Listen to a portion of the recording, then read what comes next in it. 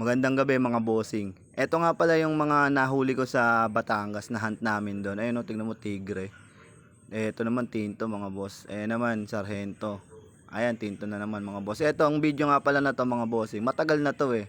Eto napakakapal na tigre niyan mga boss. Matagal na to. Gusto ko lang ipakita sa inyo mga bossing kapag ka fresh hunt at ginamitan natin ng PFXG load natin mga bossing.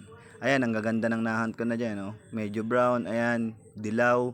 Ito naman orange na tigre mga bossing. Ayan, magpapakita tayo ng sample fight dito sa mga fresh hunt natin ayan mga bossing. Gamit ang PFXG load mga boss.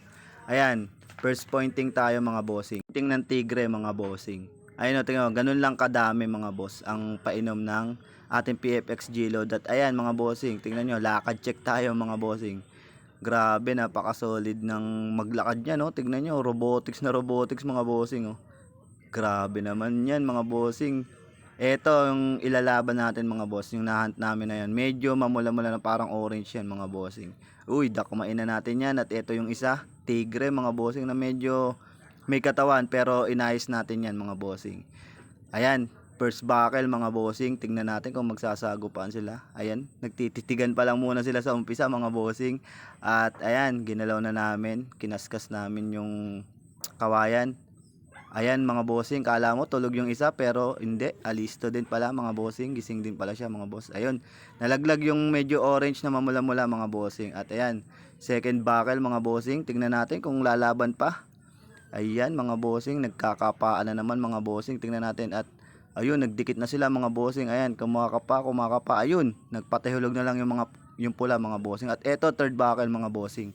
Tingnan natin kung lalaban na dito yung pula. At ayun nga mga bossing, nagkakapaan at lumaban na nga mga bossing yung pula mga boss na medyo orange. Tingnan nyo, nakauna yung ano dyan mga bossing, yung medyo brown.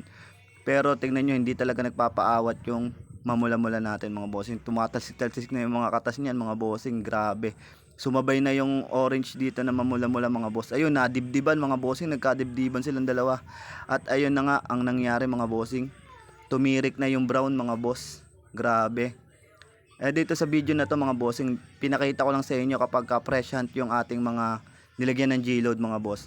At para makita din natin kung magbabakel pa sila second buckle, third buckle.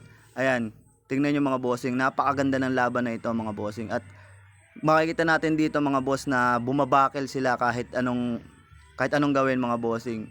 Talagang lalabas at lalabas yung tapang nila dito. At makikita din natin sa video na to na kapag gumamit ka ng G-load ay mailalabas nila yung tapang talaga nila mga bossing.